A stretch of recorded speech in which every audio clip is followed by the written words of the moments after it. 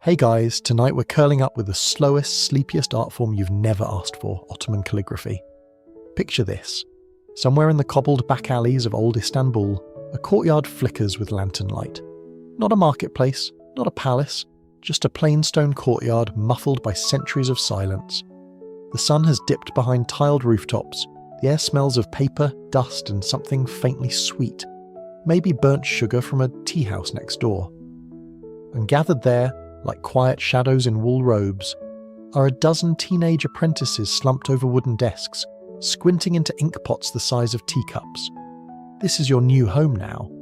Well, for the next 2 hours. And honestly, you probably won't survive the pace. People say calligraphy's peaceful. They've clearly never spent a year just learning how to sit properly before touching a pen. So, before you get comfortable, take a moment to like the video and subscribe, but only if you genuinely enjoy what I do here. It really helps more than you'd think. And hey, let me know where you're listening from and what time it is there. I'm guessing at least one of you is already half asleep on a couch in Melbourne. Now, dim the lights, maybe turn on a fan for that soft background hum, and let's ease into tonight's journey together. You trudge across the courtyard, slippered feet whispering against stone, and approach a low wooden threshold. No one speaks. That's not a rule, just the vibe. The mekteb, this school of calligraphy, is lit by a few oil lamps, their light pooling in small gold puddles on the walls. The students sit on floor cushions, hunched over planks resting on their knees. Their fingers move like they're afraid of making the air ripple too hard. You don't know anyone's name yet, but you can already tell who's been here for years, wrist wrapped in cloth, eyes half-lidded with sleep and ink fumes. Tonight's lesson: stillness. Not metaphoric, literal. You're taught to sit, upright spine, soft gaze, dominant hand steady, elbow just so. You're not allowed to pick up the pen yet, not even allowed to look at the ink. You're told to breathe with your rib cage, not your chest. Whatever that means. One boy next to you lets out a sneeze, everyone freezes. The master looks up, eyes like twin ink drops, then lowers them again without a word. The sneezer blushes so hard you swear steam rises from his collar. The tools come out slowly, almost ceremonially. There's the qalam, a reed pen sliced at a diagonal angle and sanded smoother than most relationships. There's a shallow porcelain dish filled with soot black ink, which one apprentice stirs clockwise exactly 11 times before using. Why 11? Historians still argue whether this was just superstition or had some divine numeric logic tied to Sufi geometry. No one agrees, and honestly, no one dares ask. The parchment is goat skin, not paper. It's stiff, yellowish, and smells faintly of the barn it came from. You're told it's more forgiving than early paper, though from how tight everyone's grip is, it doesn't seem very forgiving at all. You're handed a piece to practice on, just to hold, not to write. One wrong fold and you're practicing with your hands instead of tools for a week. Someone finally dips their qalam into the ink, and it makes this tiny, satisfying clink, like the sound of a thought forming. The first stroke appears, a clean, swooping curve, and the entire room exhales in unison, as if relieved the world didn't crack in half. You notice an older student gently brushing his parchment with a rabbit hair fan before writing. Apparently that's to calm static. Yes, static electricity in the 1500s. They didn't call it that, of course, but it turns out even back then, a tiny spark could smudge a letter meant for a mosque wall. One fringe theory even claims some scribes wrote near fountains to keep humidity stable. Calligraphy, where the weather report matters more than inspiration. Hours pass like molasses uphill. You practice making curves in the air with your fingertip, shadow tracing the letter none over and over. Your knuckles ache. A novice to your left falls asleep with his face on his lapboard. No one wakes him. The master believes the body teaches the hand when the brain gives up. Outside, a cat yowls in an alley. Inside, a student blots a letter just slightly too fast and has to start the entire verse over. He doesn't argue, he just nods, bows slightly, and turns the parchment face down in quiet shame. Apparently the act of writing isn't just about shape, it's about rhythm. Breath in on the stem, out on the loop, pause between letters. The script must look like it was written without hesitation. Even if it took hours of hesitation to get there, you're handed a dry reed, just to hold, just to imagine with. And for a moment, with your aching spine and dry eyes, you feel something shift. Not excitement, not pride, just presence, a kind of awareness that you're part of a lineage so quiet, so slow, it might just outlast anything noisy. You glance at the master. He's writing a verse from the Quran in Muwakkak script, so graceful it looks like wind could carry it off the page. His hand barely moves. His face is stone. Somewhere in that stoicism, a joke is hiding. But you're not allowed to laugh here. Not yet. Outside, the lamps gutter. The courtyard is darker now, colder.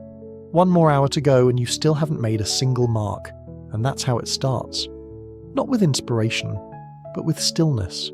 With ink that waits and pens that don't forgive. You slide your slippers off and cross the wooden threshold. The inside of the mekteb smells like pressed reeds, hot lamp oil, and that peculiar chalky tang of aged vellum. The floor is covered in tightly woven reed mats, slightly uneven, worn smooth by generations of kneeling. A long cushion lines the far wall, threadbare but neat, and beyond it, a low shelf cradles rows of glass inkwells, each resting in its own carved depression. No ink ever spills here. If it does, it's your soul that's stained, not the floor. You sit where they tell you, second from the window, not quite close enough to the master to smell his rosewater, but close enough to sense his disapproval radiating like incense. You're not alone in that. Every student here seems haunted by the quiet terror of failing at something so quiet. No one speaks, and still, the room is alive. You hear the gentle creak of someone adjusting their plank board, the whisper of parchment being aligned just so, and beneath it all the faint scratch of reed on skin is not the scratch of a mistake, it's deliberate, precise, the kind of sound that lets you know the writer has stopped thinking and started flowing. An older boy beside you leans over and, without looking, slides you a small ceramic pebble. It's a wrist rest. Not official, but necessary. Your forearm isn't ready for this level of monastic elbow etiquette. You're grateful, until the master walks by and says nothing, which in this school is apparently the equivalent of being screamed at. You watch the master settle down into his own cushion. His robes barely rustle. In his hand he holds a master, a layout template, and without a word he draws a horizontal guideline with a pale stick of lead, perfectly straight. No ruler, no mistake, just muscle memory and quiet dominance. Still, he mutters finally, we begin. And so it begins again, not with a flourish, but with an invisible straight line. He lifts a column, its nib worn from decades of polishing with pumice, and begins to write a bismillah. The phrase curves and tilts in a way that almost makes it breathe. You realise he's not writing the words the way you read them. He's composing them like music, each letter harmonised with the next. You, meanwhile, are still struggling with sitting. Your legs have gone numb. You are, by all available evidence, terrible at sitting. Another student shifts noisily, once, and earns a glance from the assistant. No punishment, just shame. It's more effective. A whisper beside you. Don't rest your hand on the parchment, someone says. You freeze. You've already done it. Your palm leaves a faint oil stain on the bottom margin. Panic flutters in your chest. You wait. Nothing happens. Maybe no one saw, but they all saw. The shame lingers in the air like spoiled perfume. The assistant instructor glides over. He's younger than the master, but not kind. His hair is tied back with a green silk cord that marks him as a mulazim, a junior teacher. He doesn't scold. Instead, he places a new sheet of parchment in front of you, then holds your wrist just above it like a puppeteer. This, he murmurs, is how your hand must float. The reed does not like sweaty fingers. You nod. He leaves. You practice the floating. It feels unnatural, like trying to eat soup with chopsticks. But everyone here has gone through it. You can tell by the way their shoulders are relaxed even when their eyes burn with sleep. One student near the front begins quietly crying. It's not loud, not dramatic, just a steady stream of tears pooling silently under his chin. He doesn't stop writing. No one reacts. This too is part of the curriculum. There's an odd comfort in that. You're allowed to unravel, as long as the letters hold their shape. Eventually the master stops to stretch his fingers. He lays the reed down on a smooth inlaid tray and pours himself tea from a copper pot that never seems to boil. The steam fogs his glasses slightly. Yes, glasses, rimmed in gold, imported from Venice. A reminder that the Ottoman world is vast even if this room is tiny. While he drinks, the students exhale. Some roll their wrists, some close their eyes, others just stare at their still blank parchments like they've seen a ghost. You do the same. At some point, a boy brings out a leather-bound booklet of model scripts, hand-copied excerpts of master calligraphy to emulate. The pages are dense with overlapping guidelines, annotations in red ink, tiny arrows pointing to where a curve should be tighter, looser, thinner, bolder. It's like seeing an ancient grammar book written in pure aesthetics. You flip to a sample of Naskh script, the kind used for copying the Quran. The text itself reads like a prayer, but you can't stop staring at how the letter sun curls just slightly upward at the end, like a smile that's trying to be polite. It's these micro-gestures, you're told, that distinguish the sublime from the merely accurate. Historians still argue whether these details were the product of personal style or a strict lineage of technique. Some claim great calligraphers deliberately embedded emotional tone in their curves. Others say that's just romanticising squiggles. You're not sure which side you believe. The room begins to glow warmer. A second oil lamp is lit and shadows grow longer on the walls. Someone near the back spills a drop of ink onto the hem of their robe. They freeze, then sigh, then keep going. You're not yet allowed to write. Instead, you spend your remaining time arranging your tools in the correct order, as demonstrated by the assistant. Pen cup, ink dish, blotting cloth, parchment. Repeat. It's mind-numbingly slow, and yet, when you finally get it right, the assistant gives you a single nod. You feel 10 feet tall. The master finishes his tea. A bell chimes softly somewhere outside. Lessons over, no one speaks. They simply fold their parchment, wipe their tools, and rise. One by one, they drift out the door like shadows returning to the night. You remain staring at your empty parchment, not from shame, from something else. You feel, in a strange, exhausted way, like you've begun something, like you're being pulled into a quiet undertow made of ink, patience and discipline that smells faintly of goat. Outside, the courtyard is cool and dark. A stray breeze plays with the corner of your robe. The stars are out. Morning begins with aching knees and the low groan of wooden shutters swinging open. You wake in the corner of the dormitory, the mat beneath you as thin as the praise you've received so far. Outside, the first call to prayer has long since faded, replaced by the more urgent chorus of roosters and pigeons that never quite got the memo that this is a school of silence. You shuffle back across the courtyard, slippers scuffing stone, and enter the classroom just in time to see the master inspecting pen nibs with the solemnity of a judge reviewing criminal records. He holds one up to the light and sighs. That's not a good sigh. That's a "who handed me this blunt disgrace" sigh. The student flinches and immediately starts carving a new nib with a practiced flick of his wrist and a small pumice stone that's seen better decades. You sit, you try to look invisible, and then the reed pens arrive. Not handed out like in a normal school. Oh no. These are placed in front of each student like fragile relics of a saint. Carved from river reeds imported from the Nile, dried for months in a dusty storeroom, then cut to size and sanded smooth. A bad nib produces a wobble. A good nib produces serenity. A great nib whispers through the parchment like it knows secrets. You're handed your first blank kalam. It looks unimpressive, like a long hollow tooth. You're expected to shape it yourself, using a penknife so small it might double as dental equipment. The assistant teacher, with the resigned air of someone who's watched hundreds fail before you, slides a thin sliver of reed into your lap and says, "Cut at a 45-degree angle, try not to ruin it." You do. You absolutely ruin it. The first attempt leaves a jagged edge more suited to etching runes into stone than anything poetic. The assistant just raises one eyebrow. He doesn't say a word. Somehow, that's worse than a lecture. You try again. This time it's better, smoother, neater, but the slit in the nib is crooked. Another eyebrow raise. You have now disappointed 2 centuries of tradition with one diagonal mistake. A third try. This one holds. The nib glistens slightly with residual oil from your fingertips. The assistant tests it with a single flick against a spare sheet. He nods. And with that, you're initiated into one of the most maddening rituals of Ottoman calligraphy, pen obsession. Students here spend as much time carving, sanding, and stroking their pens as they do writing with them. A master is said to know the feel of his kalam, as well as a sailor knows the tilt of his ship. Some even named them, though historians still argue whether this was widespread custom or just one particularly sentimental scribe with too much free time. You test your new pen. The nib kisses the parchment and produces a line.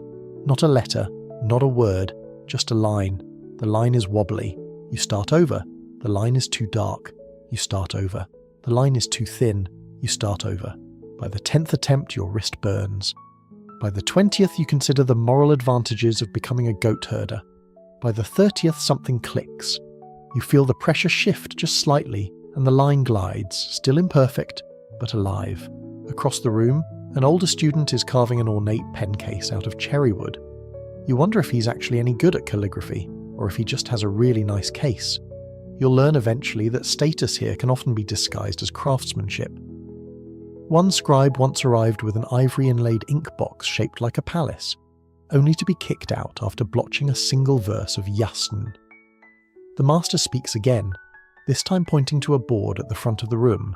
Today, he says, you will practice the 7 basic strokes, not letters, just strokes. Because in Ottoman calligraphy, letters are not building blocks, they're dances, and you don't start a dance by improvising. You start by learning how to move your feet. You mimic the strokes, the downward curve, the upward flick, the diagonal with the hidden loop. Some are long and sweeping, others tight and tense. You repeat them again and again. The ink dries on your knuckles before it dries on the parchment. Someone sneezes. Again, the same boy as yesterday. He gets a cloth thrown at him. The room feels warmer now, though the fire hasn't been lit. Maybe it's the friction of hundreds of silent failures rubbing together. Maybe it's just you. After lunch, bread, olives, and a boiled egg that could double as a hammer, you return to find a senior student demonstrating how to test ink consistency. He dips his reed and holds it sideways, letting a drop fall onto a small dish of water. If the ink spreads too fast, it's too thin. If it sits like a lump, too thick. If it blooms just once, like a flower opening and stopping mid-bloom, it's perfect. You try the same, your ink blobs. You add water. Now it runs like soup. You whisper an apology to the dish and start over. A quirky fact floats through your mind. Some Ottoman inks were scented. Not for luxury, but so that the scribe would remain calm while writing religious texts. Lavender, rose, even musk. Apparently calligraphy was also aromatherapy. You make a mental note to request jasmine tomorrow. Hours pass. The room darkens. The strokes grow smoother, steadier. You lose track of how many you've made. 50? 70? One looks beautiful. Not objectively, just better. You hold it up to the lamplight and see how the ink glistens in the grooves of the parchment. It catches like a frozen wave. The master walks by. He says nothing. But he doesn't take your pen away either. And that tonight is enough. The oil lamps are dimmed low tonight, and the air feels thick with ink fumes, sweat, and quiet desperation. You slide into your now familiar cushion space, muscles sore from yesterday's pen-carving marathon, only to discover your next trial is one that has broken stronger minds. Writing the letter Ain, there it is, drawn huge on the demonstration board by the master's own hand. Ain, the letter that looks like it's simultaneously laughing at you and daring you to try. It's a shape that seems innocent at first glance, a simple loop with a descending tail. But that's how it gets you. The real trouble isn't in drawing it. The real trouble is surviving the process of learning how not to draw it badly. You dip your reed pen in ink and try to mimic the curve. Your first attempt looks like an angry potato. Your second attempt, worse. It resembles a duck mid-collapse. The assistant teacher walks by and hums quietly. It's not approval. It's a sound they make when they're disappointed but can't be bothered to say so. You try again, then again. You whisper to yourself, "It's just a curve. It's just a curve." But the reed drags, the ink splatters, and you start to wonder if this letter was invented purely to test mortal patience. The kid next to you mutters under his breath and then immediately bites his own tongue in penance. No one curses here. They just sigh with increasing volume. An older student leans over and whispers a secret. Ain has 3 moods. You have to catch it in the right one. You nod solemnly like that makes sense, even though you have no idea what that means. But later, as you sketch the shape for the 50th time, you begin to notice it does have moods. Sometimes it curls like a quiet question. Other times it slumps like it's had a long day. Your best attempt so far looks vaguely apologetic. Historians still argue whether the difficult forms like ain and sad were made this intricate by intention, to slow down the writer's mind, or if they simply evolved that way through centuries of artistic stubbornness. One theory suggests Ottoman scribes deliberately emphasized these difficult letters so students would have to slow down, both physically and spiritually. You pause to rest your hand, fingers stained, joints aching. You've only written one actual letter all evening, and it still looks like something you'd find scribbled by a sleepy chicken. And yet, when the master passes your station, he doesn't take your parchment away. Instead, he dips his own pen, draws a perfect hein on the edge of your page, and taps his knuckle once against the margin. A nod. That's the calligraphy school version of a standing ovation. Break time arrives. You step outside into the courtyard, where the moon is just starting to pull itself out of the Bosphorus mist. A few students sit cross-legged in a circle, sipping bitter tea and comparing ink stains. One has what looks like an accidental calligraphy tattoo on the side of his hand, a perfect B that etched itself into his skin during a spill. He's proud of it. Better than a sword wound, he grins sleepily. Someone pulls out a parchment scrap with exaggerated versions of ain, one looking like a cat stretching, another like a snail in formal wear. Laughter ripples quietly. This is the only time humour is allowed, when it's shaped like script. Inside, the master stays behind, muttering over his work. Rumour says he once spent a full month writing a single verse of the Quran because he didn't like how the mem curved. Another story claims he burned an entire mushaf, a sacred text, because a line slanted slightly downhill. No one knows if that's true, but it feels true.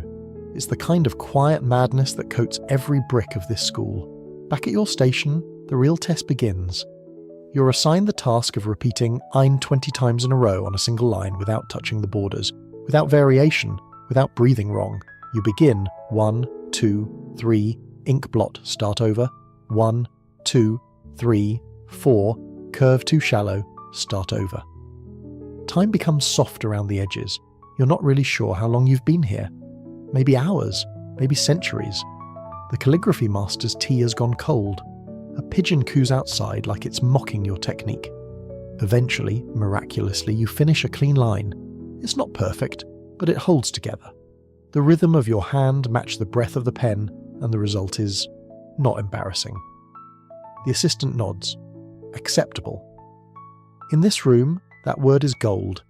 Later, during cleanup, you help gather the inkwells. One is nearly empty, and the student who used it mutters that it must have evaporated. Someone jokes that the letter Ian probably drank it in self-defense. Everyone's too tired to laugh loudly, but a few smiles break through the exhaustion. Before you leave, you run your fingers across the finished line one last time. The ink is dry, slightly raised on the parchment like scars on skin. Each ain holds its posture, stubborn and curved just so. You'll dream about this letter tonight. You're not sure if it'll be a good dream, and yet you realise this is the slow seduction of the art. The way a single letter, maddening and tiny, can occupy your entire being. The way ink becomes ritual. The way perfection isn't a destination, but a rhythm you might catch if you sit still long enough. The lamps flicker. Someone snores softly. A final rustle of parchment signals the end of the night. You'll try again tomorrow. It's like ain, but angrier. The master walks in before the lamps are even lit, robes swishing with authority, and eyes already locked in that peculiar stare of quiet judgment. You don't dare look up. You can feel it on your neck like a hot teaspoon. No one says good morning. In this school, mornings arrive with ink and silence, not greetings. Today's lesson begins not with instruction, but with inspection. The master moves from student to student, glancing over yesterday's pages. He doesn't speak. He simply raises or lowers his eyebrows like an old-world semaphore system of despair. Then he arrives at you. He lifts your parchment. You brace for the sigh, the disappointed sort that sounds like a prayer for patience, but instead he squints. His hand hovers over one of your ains. A pause, then a grunt. That's an honour, actually. A grunt is 2 notches above a sigh and just below a nod, but don't get comfortable, because now comes the part no one warns you about. Interpretation. The master unrolls a scroll and pins it delicately to the front board. It's a centuries-old example of a helie, a calligraphic portrait of the Prophet Muhammad using textual description rather than imagery. The curves are so fluid, the letters so tight and precise, it looks less like writing and more like water deciding to spell. You and the others are instructed to copy a single word from it, Rama, meaning mercy. It has 5 letters. But 5 letters in Ottoman calligraphy is not 5 movements, it's 32. You must change pressure, angle, speed, even breath dozens of times. If your wrist so much as twitches, you ruin not just the word but the mood. The assistant teacher hovers, eagle-eyed, over your shoulder. His presence doesn't help. You start your first try. The ra curves smoothly. The ha, your old nemesis, wobbles slightly but stays intact. By the time you reach the final aleph, you're shaking. He grunts. Lower than the master's grunt, but still not a sigh. You are, it seems, making progress. Then it happens. The master strolls to the front and picks up a piece of chalk. He draws a ray on the blackboard, but not the one you've been copying. It's tilted, asymmetrical, with an extra tail. This, he says dryly, is what happens when your pen doubts you. The room laughs nervously. You must write, he continues, as if the letter already exists, and your job is only to reveal it. If you hesitate, the letter resists. It becomes ugly. It glares at you. And now the real terror begins. Expression. Up to now, you've been focused on form. Now you're told that form is not enough. Your script must show intention. The curve of your MIM must reflect restraint. The tail of your nun must display joy. The dot above your nun must sit like it knows a secret. You look down at your work and realize, horrified, that all your letters look scared. So, you begin again. This time, slower. You think about the word mercy. You imagine softness. You picture the master's face. Well, no, maybe not that. You try again. The letters begin to feel less like shapes and more like gestures. The pen glides more easily now, like it's finally starting to trust you. Historians still argue whether Ottoman calligraphers consciously infused mood into their scripts, or whether this was merely an interpretation later imposed by modern eyes, romanticizing a pragmatic craft. But here, in this room, it doesn't matter. You're told to write with emotion, and so you try. The assistant returns with a correction knife. You flinch, not because he's angry, but because that little ivory blade is used for only one thing, scraping. He lifts your parchment and carefully scrapes away the blotch near your ha. It makes a faint rasping sound, like a whispering ghost. You watch the fibres of the parchment bend, the ink flake off, and then smoothness. He hands it back. Try again. You do. The new stroke glides, clean, confident. But then, in the corner of your eye, you spot something chilling. The master's eyebrow twitch. A subtle tick. A sign. It means someone, somewhere, has made a mistake so egregious it might enter school legend. Sure enough, a student near the back lets out a soft groan. His parchment is soaked. A massive ink spill has drowned an entire verse. He looks as if he might cry. The master walks over, folds the parchment once, then again, then gently places it into a waste bin carved with floral motifs. No scolding, just the slow burial of a failure. The student bows his head. No one laughs. Everyone knows that could be them tomorrow. To lighten the mood, a senior student tells a hushed tale of the time a royal scribe, legendary for his penmanship, accidentally sneezed while writing the Shin in Shara and turned it into something deeply inappropriate. He had to flee to Bursa for 6 months until the vizier calmed down. The lesson winds down. The ink begins to dry in its dish, thickening slightly like honey left out too long. You clean your pen carefully, drying it with a cloth scented faintly of rose oil. You line it up beside your dish, your blotting pad, your parchment, just as you were taught. Before you leave, the master says something unexpected. Your letters are no longer afraid. It's not a compliment, but it's close. It's a tiny sliver of approval wedged deep inside a mountain of stoicism. You'll replay that phrase in your head for the rest of the week. Outside, the sky has shifted to deep indigo. A bell chimes in the distance, maybe from a nearby hammam. The courtyard smells like ink, wax, and roasted chestnuts from the alley. You stand in the doorway for a moment, looking back at the rows of desks, the tools, the ghosts of letters hanging in the air. You think about how much effort it took just to write 5 letters, and how proud you are of those 5. Then you smile, just slightly, because tomorrow you get to do it all again. The smell hits you before the lesson even starts, something between fermented goat and very expensive glue. You wrinkle your nose and glance at the others, who are all suspiciously quiet and looking down at their parchment, as though trying not to inhale too deeply. Today, it seems, you're learning illumination. If calligraphy is the art of divine words, illumination is its jewellery. Tiny gold suns, curling vines, impossible geometry, all meant to make sacred writing shimmer like a star map.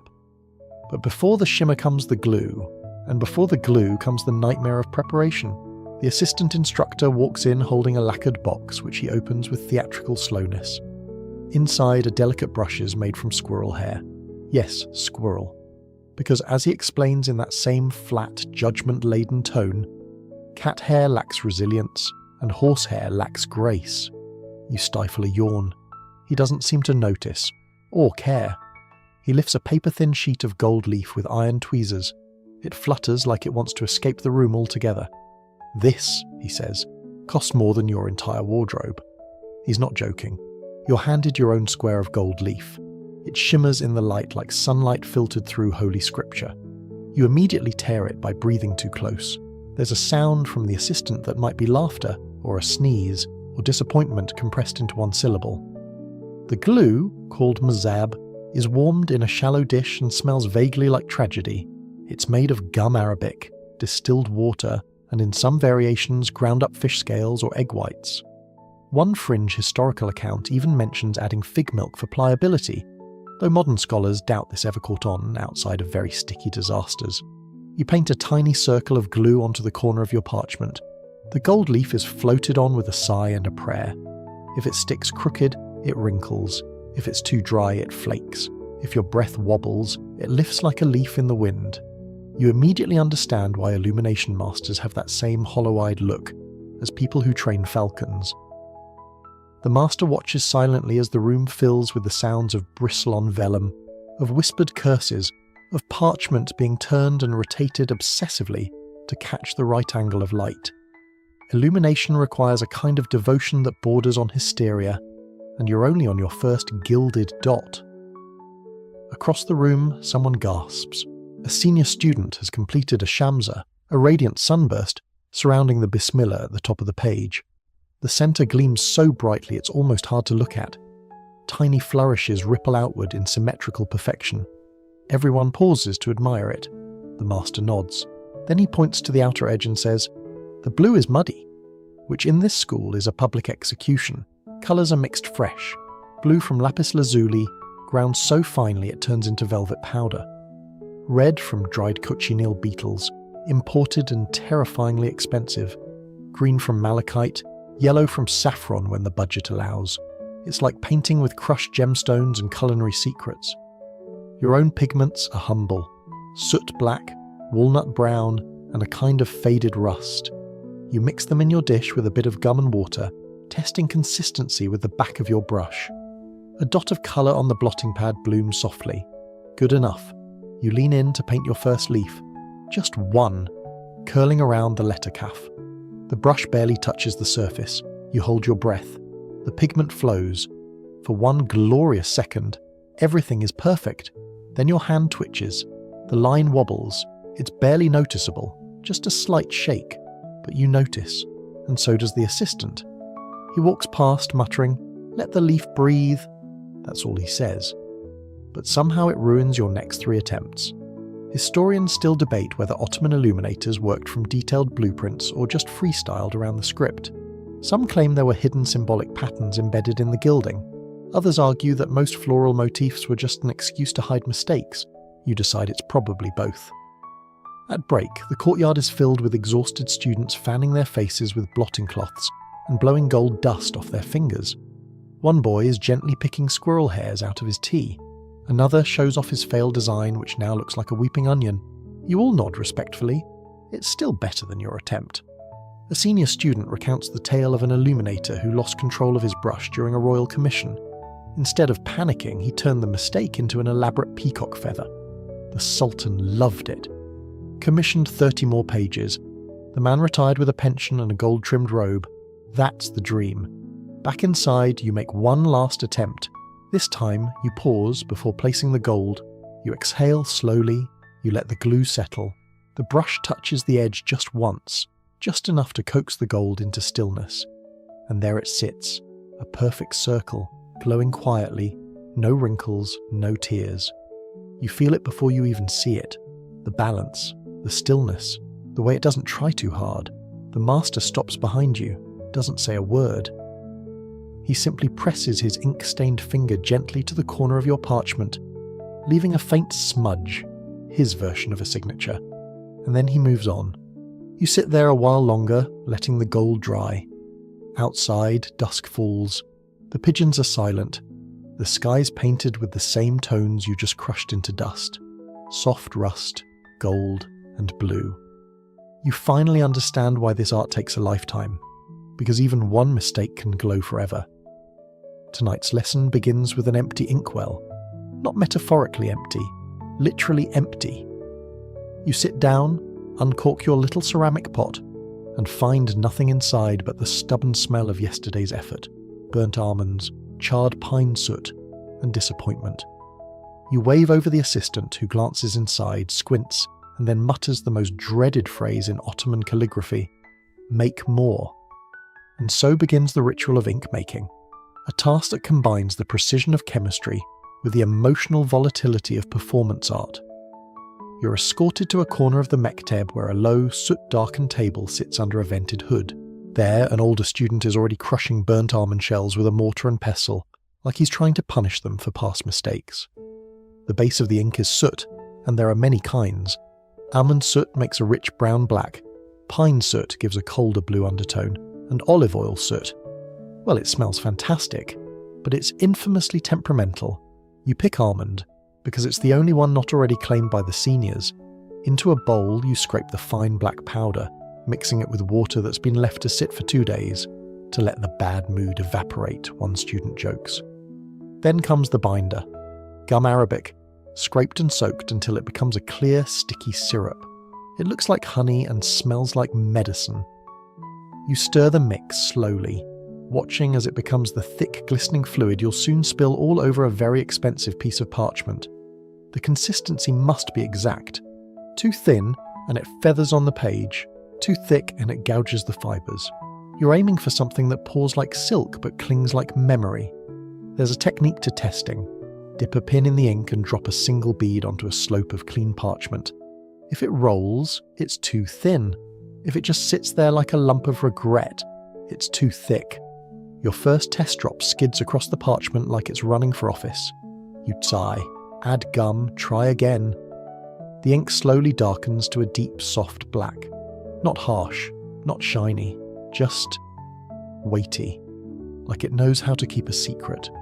You carry your filled inkwell back like a sacred relic, cradling it with both hands. On the way, you pass the spot where someone once sneezed mid-stir and accidentally invented an ink pattern still studied today. At least that's the story. Historians still argue whether that splotch was intentional design or a moment of panic preserved forever. Back at your cushion, you prepare the writing space with the now familiar rhythm. Pen, cloth, dish, parchment. The ink waits, warm and gently fragrant. You dip your reed, exhale, and begin. The first line flows. It's a simple phrase. Alhamdulillah. Praise be to God. The letters glide across the page in a quiet procession. The fresh ink is obedient, confident. It clings to the fibres just enough to give each stroke that velvety fuzz at the edges. What the master calls the breath of the page. By the second line, your reed is clogged. You forgot to filter the soot. Classic mistake. You clean the nib with a dry cloth, muttering under your breath. Nearby, another student is trying to darken his ink by heating it gently over a flame. It smells incredible for a moment, until it burns. He panics. Ink boils over. It bubbles like a tiny cauldron and hisses onto the stone floor. The assistant walks by, raises one eyebrow and says, "Your inspiration has overheated." Back to mixing.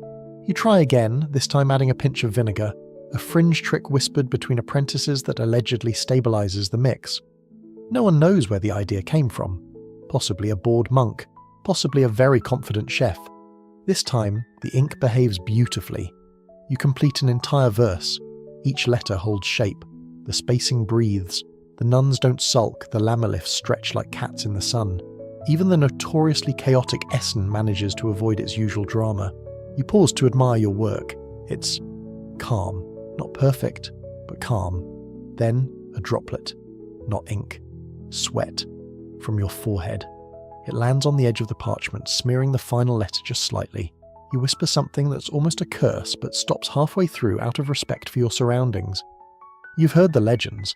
Masters who trained themselves not to sweat, who used hand fans carved with Quranic verses to keep both the body and the soul cool. Some call that a myth. Others swear it's all in the breathing. You're just wondering if there's a shortcut. You dab the page with a cloth. Damage controlled. Barely. The assistant walks by, pauses, squints at the blot, and then, mercifully, says nothing. Tea is brought in, sharp and minty. You sip, hands ink-stained, tired, but lighter. Another student passes you a slip of parchment with a joke written in elegant Ruka script. Ink is just thoughts we let out too slowly. You laugh. Quietly, of course. Everything here is quiet. By evening, you've refilled your inkwell 3 times. Your wrists ache. Your knees have turned into gossiping joints. But your page glows with completed lines. The fresh ink has dried to a soft, deep brown. Not flashy, just honest. You cap the inkwell, wipe the nib, arrange the tools just so. As the lamps dim, the master walks to the front of the room. He says only this. The ink was good today.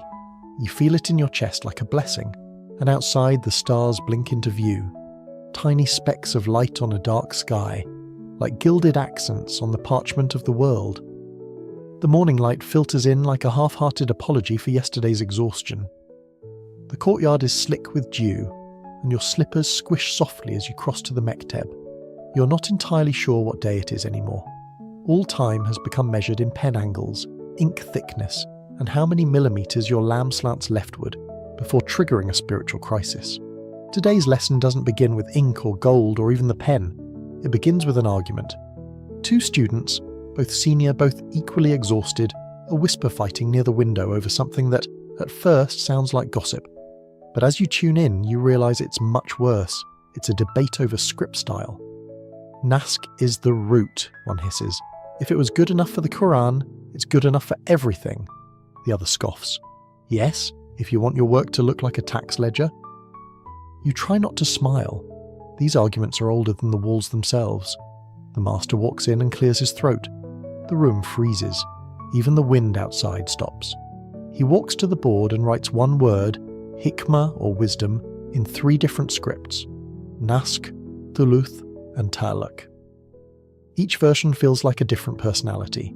The Nask is neat and humble, its curves tidy and unassuming. The Thuluth is large, dramatic, almost theatrical, with bold loops and high flourishes. The Talk is slanted, fast, like someone's writing while leaning out of a moving carriage.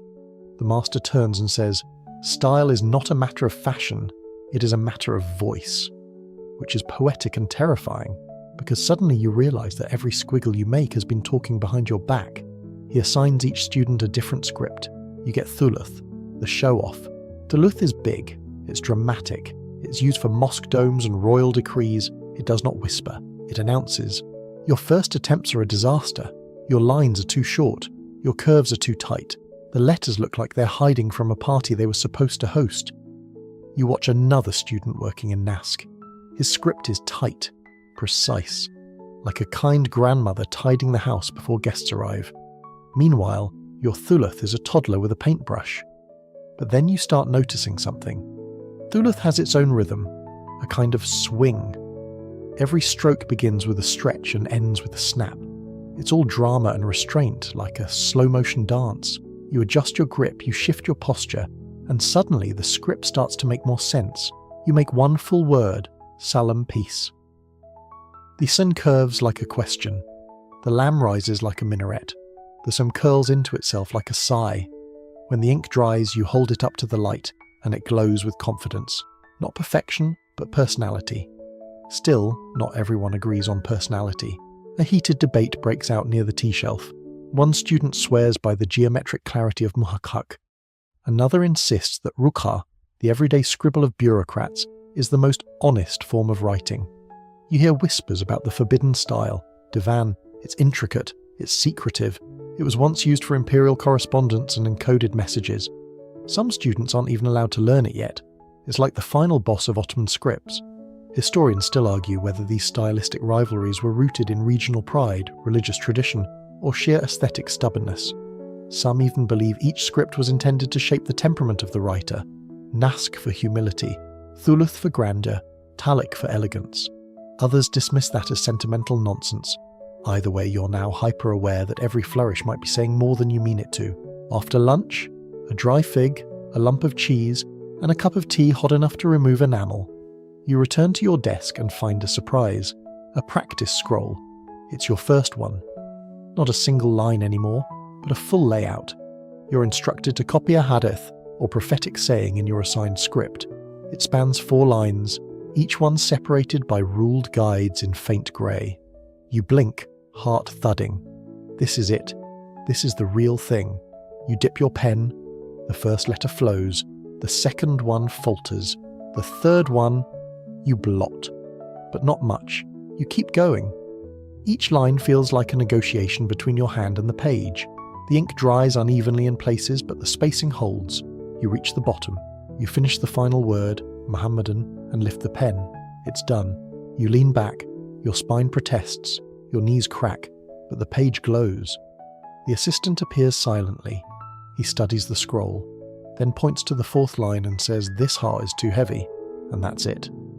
And that's the only criticism. You feel like you've been knighted. Before evening prayer, the master speaks one final time. He holds up 2 pages, one in Naskh, elegant and clear, and another in thuluth, flamboyant and wild. He says, "The script you choose does not matter. What matters is that it no longer trembles when you touch it." And just like that, you realise something strange. Your hand doesn't shake anymore. The courtyard smells faintly of steeped mint and overboiled ambition. It's break time, but no one's really resting. Not properly, not in a place like this. Around you, students are sprawled across benches and cushions, parchment tucked under arms like exhausted infants. A few sip tea. One stares blankly into the distance, as if he's trying to remember what his own name looks like in Naskh.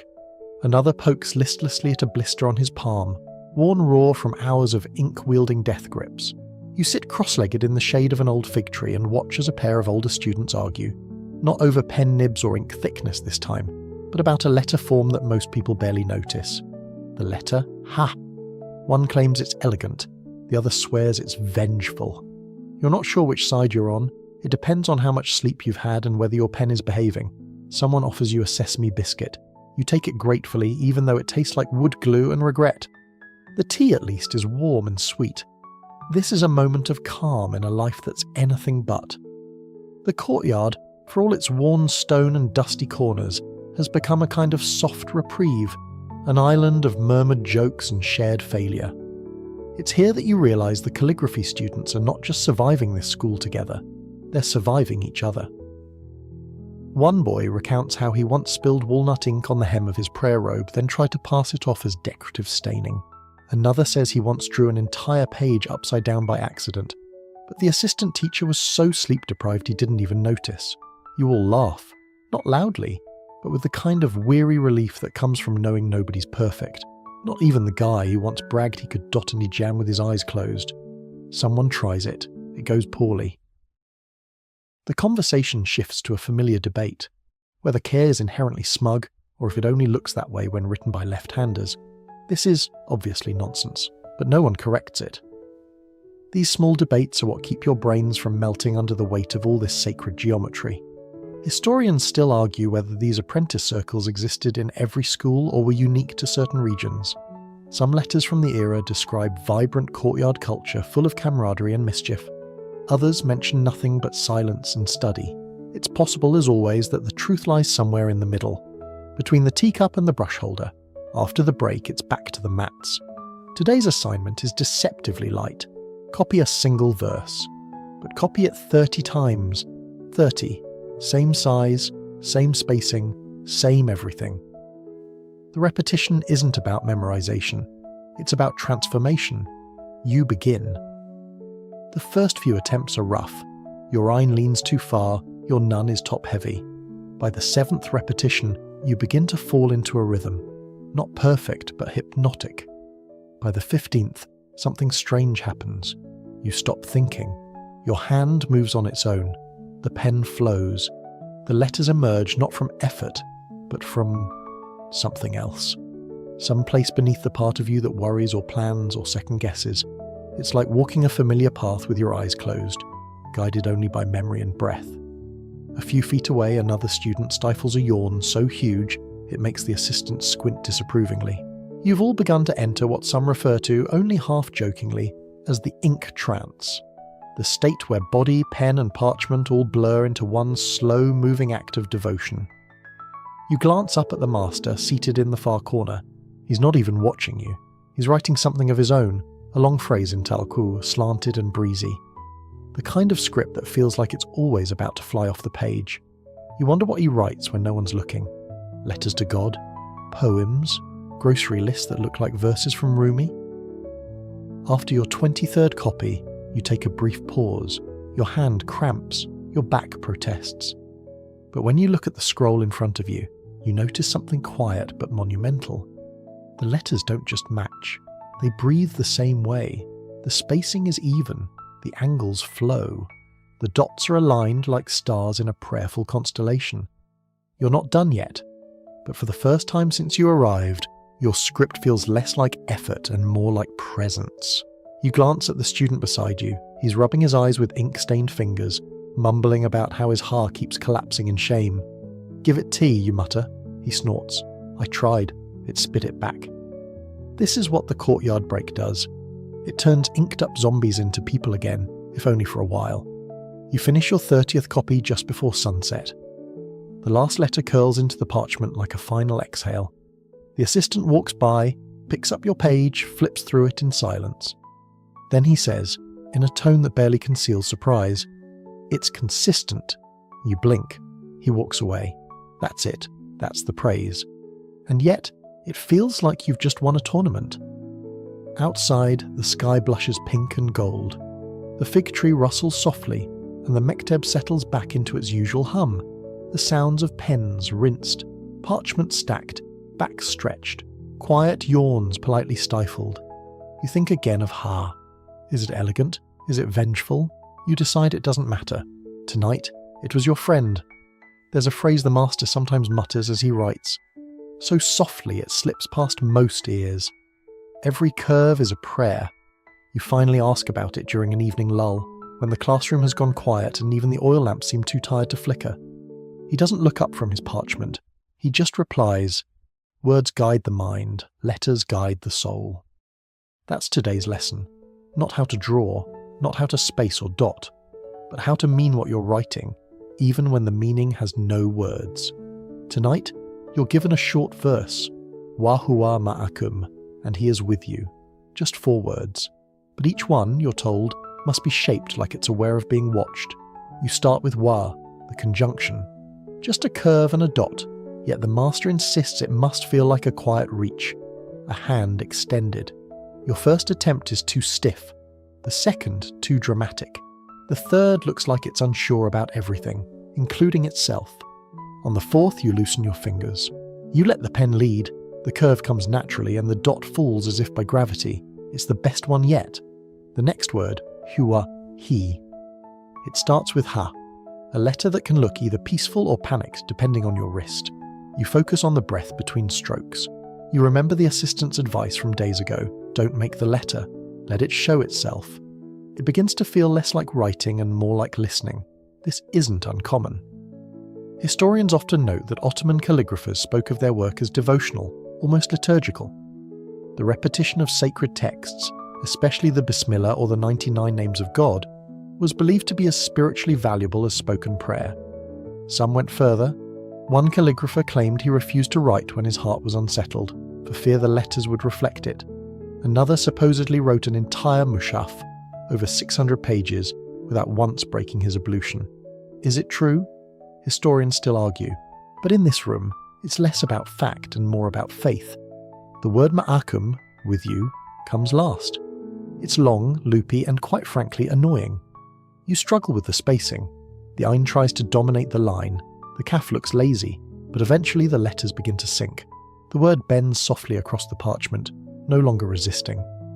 You lean back and stare at the finished phrase. It glows faintly, the ink still fresh, the letters gently arched like they're bowing in prayer. It's quiet, not perfect, but reverent. You're told not to write another tonight, just one. That's enough. Because this wasn't a practice session, it was a kind of worship. During break, the courtyard is quieter than usual, no ink jokes, no debates about whether none is inherently unstable, just the soft clinking of teacups and the occasional yawn. One student tells a story about a manuscript said to be written by a dervish who entered a trance with every page. They say he wrote 100 times faster than normal, and yet every letter was flawless.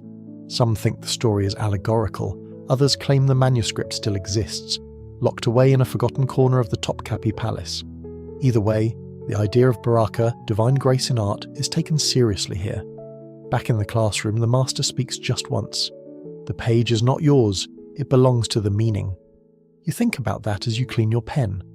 The letters you wrote tonight, simple, small, aren't just ink and curves, they're gestures, and if you're lucky, they echo.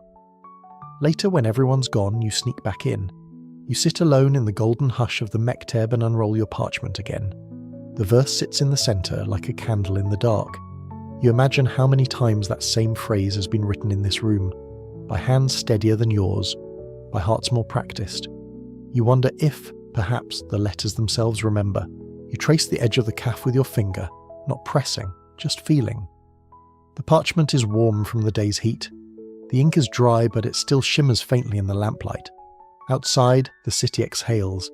A distant flute, the shuffle of hooves on stone, the call of a night bird you've never heard before. You close the scroll. And for the first time since arriving, you don't worry about tomorrow's assignment. You're not anxious about pen angles or elbow pain, or whether your Essen slouches, because tonight you didn't just write. You prayed. Tonight your hand trembles, not from nerves, but from pressure. Actual, physical pressure. The master has assigned you your first commission. Well, technically it's a practice commission, but still, it's a full-page layout. 4 lines of script in Nask meant to simulate a real-world request. Someone wants a prayer transcribed for display above a doorway. The imaginary patron is wealthy, pious, and very particular. You wonder who came up with that description. Probably the assistant. It feels pointed. The assignment comes with rules. You must center each line perfectly. The margins must be measured to the hair. The first letter must not dominate. The final stroke must not fade. No smudging, no crossing out, no stress. Easy. You're sweating through your robe. The materials have been laid out with ceremonial gravity. Your parchment is fresh, a pale, creamy vellum with a softness that almost feels inappropriate. Your pen has been sharpened again, so fine it could probably pierce a small insect. And your ink? Mixed earlier with the patience of a saint and the supervision of a very bored assistant. You begin with the layout. First, the muster or guiding lines. Drawn lightly with a lead stylus, these will keep your lines straight and evenly spaced. You measure with a piece of thread marked at intervals. A classic apprentice trick. The thread sags a little, and the assistant sighs without looking up from his tea. You get it right on the second try. Now comes the first line. Rabbi Yasir wala tu'asir. Oh Lord, make it easy, not difficult. It feels appropriate. You dip the pen, exhale through your nose and start the ra. It curves gently. The bay follows, then the doubled ya. You hold your breath through the word yasser, and by the end, your shoulders are somewhere up near your ears. It's clean. Not stunning, but clean. You keep going. The second line flows more easily, though the ein into asir nearly unravels you again. You steady your hand, channeling every ounce of discipline you've gathered since arriving, and coax it into place. Halfway through the third line, disaster strikes. You smudge a letter. Just slightly. Just enough that the edge of the nun in Inaka blooms like a wet feather. You stare at it, heart pounding. It's not a blot, but it is a flaw. The assistant walks over. He says nothing, just crouches beside you, peers at the smudge, and gently takes your parchment. He holds it under the light, squints, and then, without ceremony, reaches for the correction knife.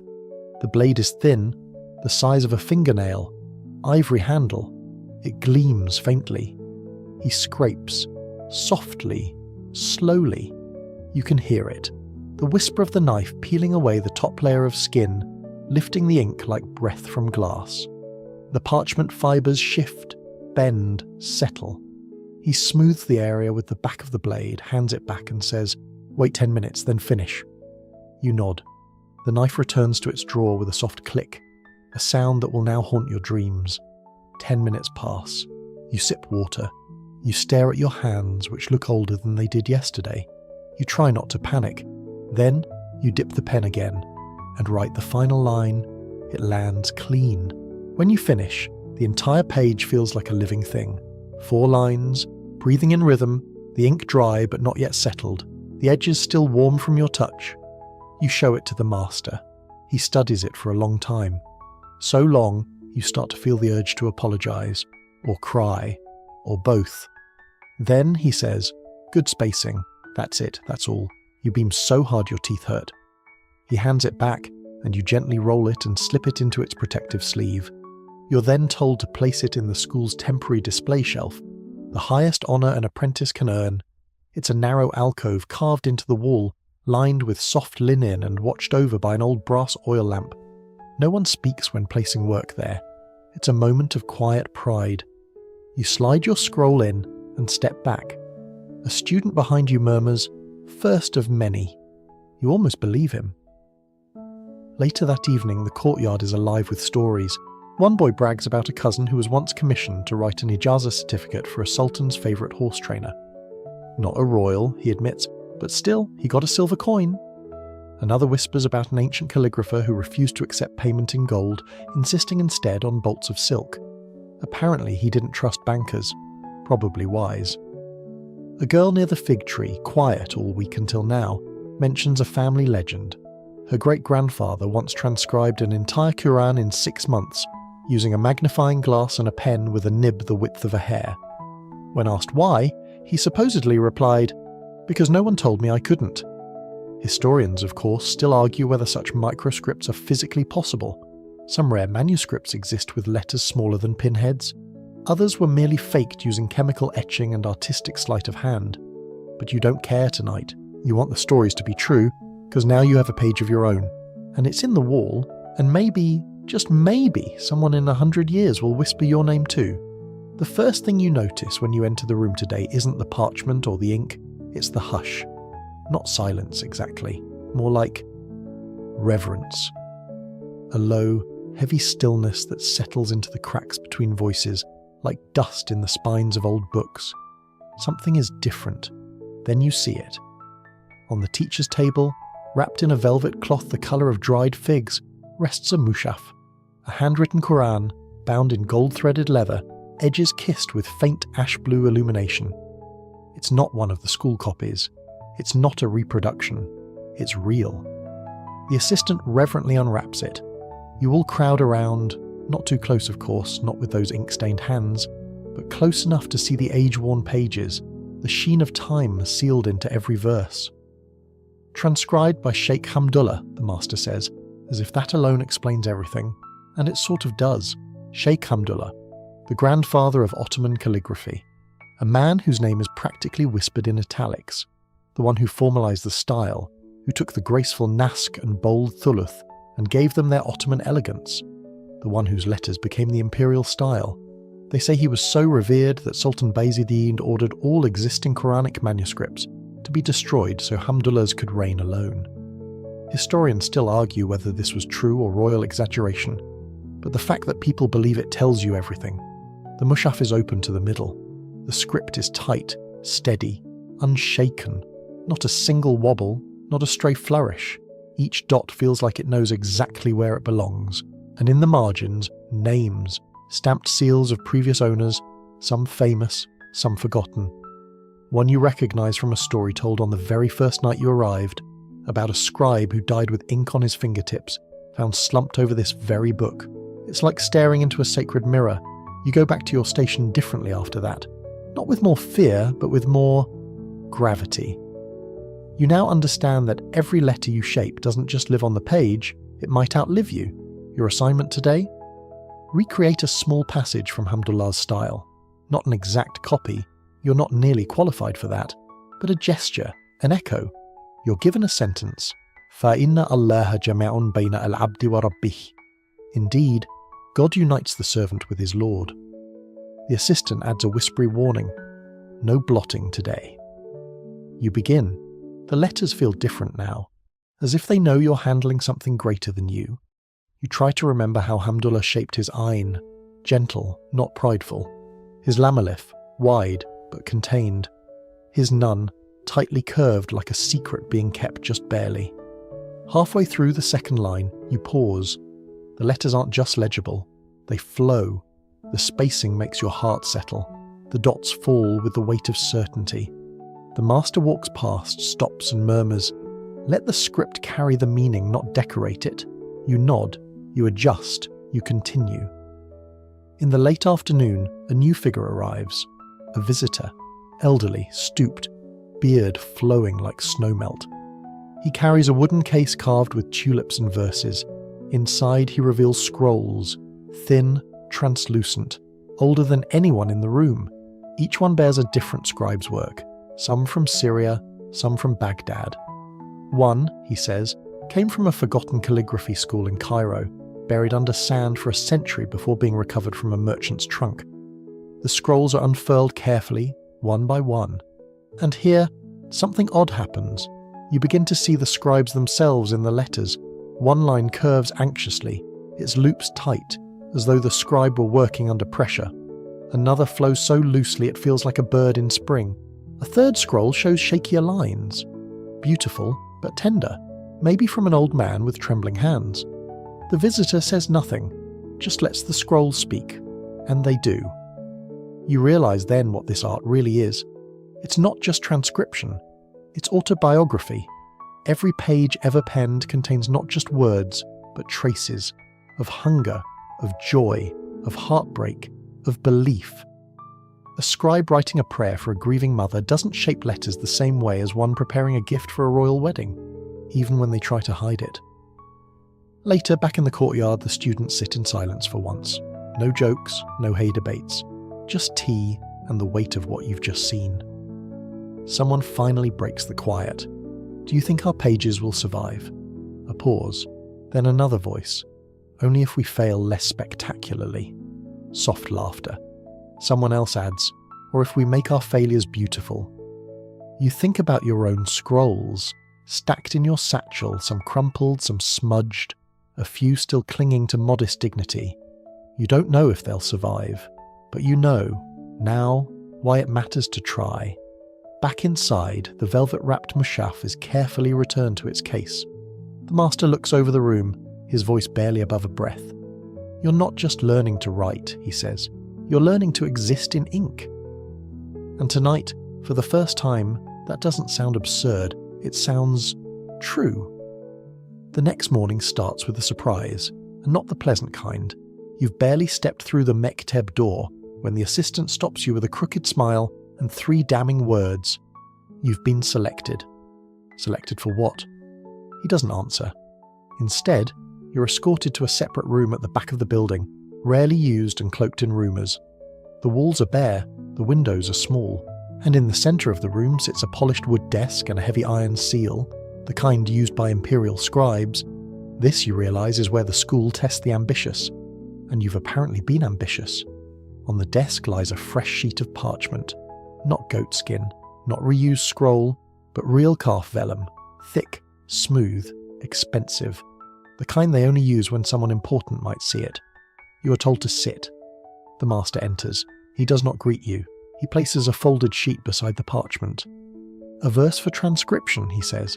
The Sultan's court has asked for a demonstration piece. You will write one of the candidate drafts. No names, no attribution, just letters. You unfold the sheet, Waqul Rabbi Zidna Ilman, and say, My Lord, increase me in knowledge. A good choice, a terrifying one. The assistant provides you with new ink, black as night, and a reed pen that feels balanced, dense, and just slightly intimidating. You take your place, center the parchment, and breathe. One word at a time, you draw the initial war. It spirals confidently. The kaf follows, then lam. The word Rab unfolds like a staircase to somewhere holy. You try not to think about the consequences, but they're there, whispering. If your piece is selected, it will be sent to the Divana Humayun, the Imperial Chancery. If it impresses, your name will be known. And if not, well, then you just return to practice with the rest. You press on. The Zay curves like a lazy flame. The Dal sits perfectly. Nun drops like a gentle anchor. The final Ilman curls upward, eager, then your hand slips. Not wildly, just slightly. A hair too much pressure at the tail of In. The ink pools only a little, but enough that your stomach knots. You sit frozen, staring. The assistant, watching from the side, walks over. He studies the stroke. Then, very slowly, he nods. Let it be, he says. It has character. You stare at him. Character, you repeat. He leans in. Perfect letters don't always feel alive. Historians still argue about this, of course. Whether the greatest Ottoman calligraphers prize precision above all, or whether they accepted that a human hand would, by its nature, bring imperfection. Some say the tiny flaws were intentional, a nod to humility. Others claim they were proof the scribe was not divine. Either way, your page is finished. You place your signature discreetly in the corner, not your name, just your mark, a tiny circle within a circle. That's all you're allowed for now. The assistant picks up the parchment and leaves without a word. You're told to return to the regular session. As you walk back to the main room, everything feels different. The students feel younger, the cushions smaller, the routine less daunting. You sit and begin working on a mundane verse, something you've already copied dozens of times, but your hand is steadier, your gaze sharper. Word spreads quickly. By the afternoon, people are whispering, "Was it you? Did you write for the court? Did you use squirrel brush or reed?" You say nothing. The master says nothing. But the glint in the assistant's eye tells you your secret isn't really a secret anymore. After the evening tea, a senior student tells a story about one of the imperial scribes who once misspelled the word hikmah, wisdom, on a scroll meant for the Grand Vizier. No one noticed for years. The error was only discovered during a restoration. By then, the scribe was dead. No one knew what to do, so they left it. As a tribute, or a warning, or both. You spend the rest of the evening cleaning your tools, not because they're dirty, but because it feels right. You rinse the nib with rosewater, pat it dry. You oil your ink dish with a drop of clove essence. You fold your parchment neatly, even the ones with blots, because now you understand what imperial scribes really do. They don't just write beautifully. They carry the weight of meaning. Every loop, every dot, every silent space between letters. It all matters. And as you drift to sleep under the high, domed ceiling of the dormitory, the phrase echoes through you, soft as breath on vellum. My Lord, increase me in knowledge, and may my pen be ready when you do. The classroom smells like panic today. Not fear exactly, just the stale air of everyone realizing they've done something wrong but aren't quite sure what yet. You notice it in the way students sit stiffer than usual, in how the assistant teacher walks a little more slowly, carrying a cloth-wrapped bundle like it might explode.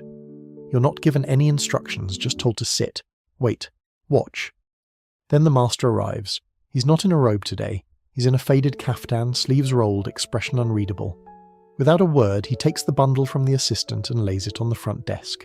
The cloth is peeled back to reveal what appears to be a stack of scrolls, but not the usual ones. These are damaged. And not gently. Blotches. Torn corners. Ink splashes where ink never belonged. One has a full line missing, as if it was scraped too hard and erased into oblivion. Another is warped from damp, possibly tea, possibly tears. These, the master finally says, are mistakes. Everyone stares. It's like being shown the bones buried under your own garden. These were made by your predecessors, some recently, some decades ago, some by students who never finished their training. A pause. Then he smiles. Not cruelly, almost tenderly. You're not here to avoid error, he says. You're here to learn how to see it. Today, you're going to study mistakes. You each receive one of the flawed scrolls. Yours has what looks like a perfect composition, until you notice a bay that dives beneath the baseline so deeply it looks like it's trying to escape the page. Once you see it, you can't unsee it. The spacing collapses. The rhythm dies. It's off. You're told to copy it exactly, flaw and all. At first, it feels like cheating, like you're learning how not to write. But quickly, the lesson becomes clear. It's about understanding how one line, one twitch, can unravel everything. Calligraphy is not just skill, it's sensitivity. And then comes the second part. You're handed a fresh sheet and told, correct it. Not by erasing, not by scraping, but by adapting.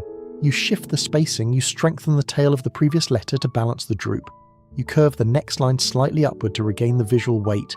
You patch the rhythm with grace. It's not invisible, but it's transformed. This is where mastery lives, not in avoiding flaws, but in bending them back toward beauty. Across the room, students wrestle with their own disasters. One struggles to rescue a composition ruined by an overzealous lamellif. Another tries to mask a blot with a gilded flower. The assistant passes quietly, watching. Occasionally he offers a one-word suggestion. Widen. Lean. Breathe. There's a legend among calligraphers that one master once spilled an entire inkwell across a commissioned page and instead of starting over, transformed the mess into a garden of illuminated blossoms. Historians argue whether it actually happened, or if it's just poetic cover for clumsiness. Either way, the moral holds. Ink, like life, rarely goes as planned. Later the master gathers you for a story. He speaks of a scribe named Mustafa al-Ruma, who served under 3 sultans and was known for letters so precise they were once mistaken for mechanical etchings. And yet, he had one quirk. He always made one tiny mistake, intentionally. A slightly off dot. A tail just shy of symmetry. Perfection, the scribe once said, is for the one who created the letters, not the one who copies them. The master falls silent. Then he lifts a scroll from the damaged pile and hangs it on the far wall. You recognize it. It's the one with the escape artist Bayar. But now it's mounted, framed in walnut, and lit by the afternoon sun. You see it differently, not as failure, but as witness. A moment of imperfection turned sacred. The master says, you will all make mistakes. You'll blot, you'll wobble, you'll forget what it even looks like halfway through writing it. But if you learn how to respond, your work will survive. You look at your own corrected scroll, it's not perfect, but it breathes, and tonight, that feels enough like victory. As the sun sets, you help roll up the scrolls, carefully, even the ruined ones, because now you understand the invisible mistakes, those quiet, almost beautiful flaws, are part of the story too. You don't notice her at first. She sits behind the carved lattice screen, half shadowed by a curtain and a stack of old scrolls, her head bent low over a desk you didn't know existed. You catch a glimpse only because you drop your ink cloth, and when you stoop to retrieve it, the lamplight shifts just enough to reveal her hands, small, ink-stained, steady. She's writing, with a fluidity that makes your chest ache. The assistant notices your pause. He says nothing, just follows your gaze, then leans close enough for you to catch his whisper. She's been here longer than most of us. You blink. A student? He gives the faintest of nods. And a master, just not the kind who teaches with speeches. That's all he says. Then he walks away. You don't ask more, not because you're uninterested, but because you've already learned how carefully silence is protected in this place. And besides, you suspect the answers are in her letters, not her biography. Later, you notice her again. She works mostly at night when the school is quieter. Her station is tucked behind a pillar, lit by a single oil lamp, and surrounded by tools so meticulously arranged it makes your setup look like a toddler's art project. She works in muhakkak, a heavy, sweeping script used for grand manuscripts. It's a demanding style, every line a tightrope, and yet her script floats. There's something both fierce and delicate in her strokes. You watch her finish a page with a final calf that curves inward like a sigh. No one interrupts her, not even the master. That night, the assistant tells a story over tea. He speaks of the few women who worked quietly behind the veil of Ottoman calligraphy's public stage. Some were wives or daughters of famous scribes, trained at home but never publicly acknowledged. Others, like Sharif Fatma Hanum or Esma Ibret Hanum, left behind work so refined that their gender became irrelevant, even to the critics. But history wasn't kind to all of them. Many names were lost. Some pages signed only with initials or anonymous symbols, and while historians today try to trace their hands through stylistic fingerprints, many still remain shadows behind the script. You ask, carefully, about the woman behind the pillar. She doesn't sign her work, he says. That's how she prefers it. Later, during illumination practice, you find a discarded scroll in the waste pile. Abandoned, but not ruined. The top corner is marked with a tiny, perfect tulip drawn in gold leaf, its stem forming a letter Fae. It's not standard, it's not familiar, but it's undeniably hers. You keep it, not to steal, just to study. You trace the tulip's curve again and again, trying to understand how she balanced flourish with restraint, curve with command. You try to mimic it on your own parchment, but your tulip looks like it's had a long day. You hide the result under your desk. That evening, while cleaning brushes, she walks past you, barely a glance. But she stops. You're pressing too hard, she says. Her voice is soft, precise, the kind that never needs to raise itself. You nod mutely. She continues walking. That night you dream of a script written in gold leaf and wind, spoken in a language older than memory. When you wake, you see a note on your desk, 3 words, written in her same looping hand. Let it breathe.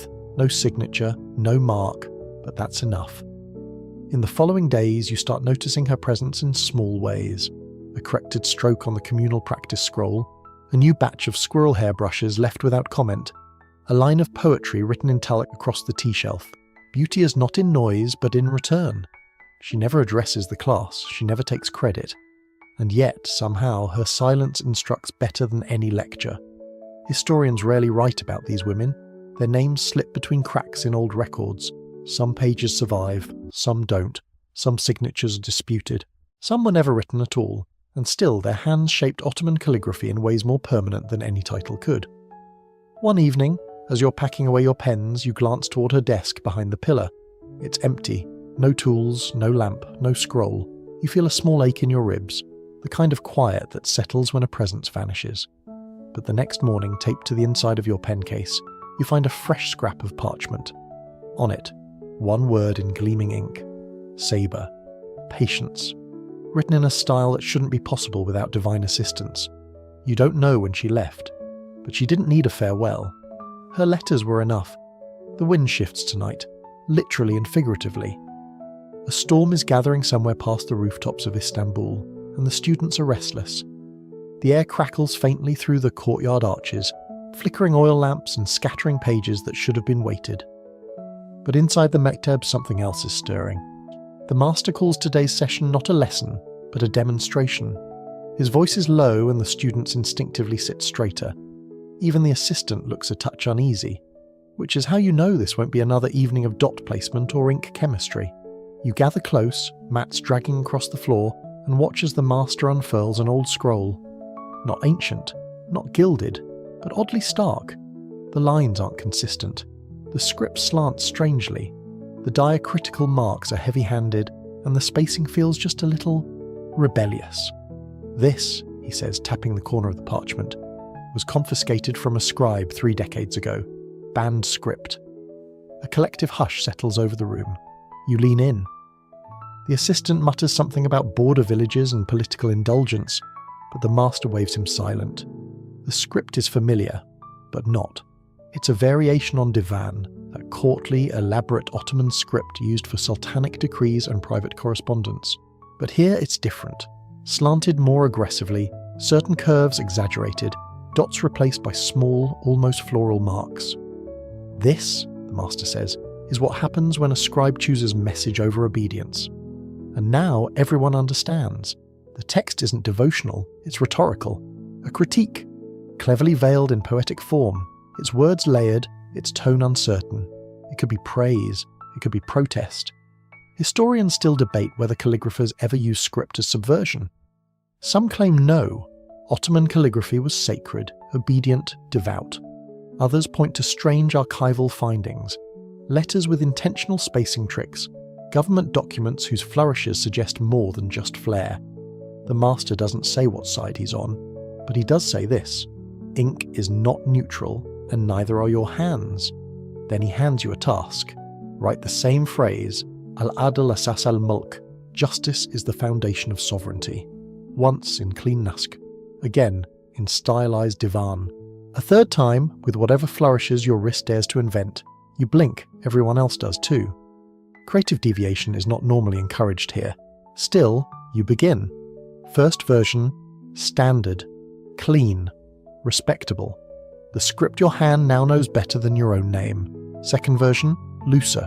Your iron bends higher. The lamb trails slightly past its comfort zone. It still feels safe. But the third, you hesitate. Then you breathe. Let the letters stretch. Let them swell. Let them flirt with the edge of the page. You loop your calf like a ribbon. Dot your eye in with a downward tail that curls in like a whispered secret.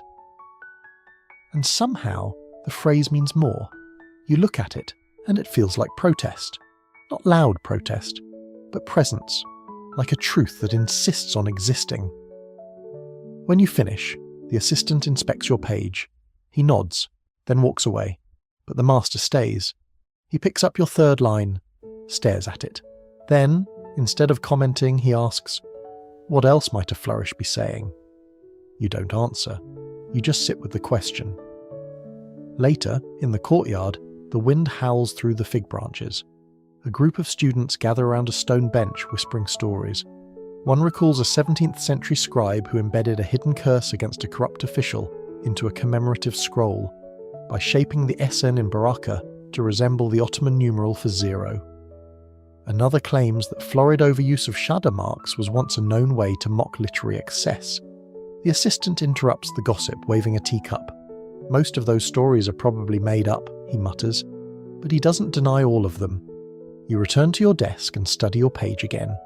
That third version of the phrase, it still pulses with something. Not rebellion exactly, just awareness. As though the letters knew they were being watched and straightened their spines accordingly. You begin to wonder if the line between sacred and seditious isn't as clear as ink on parchment.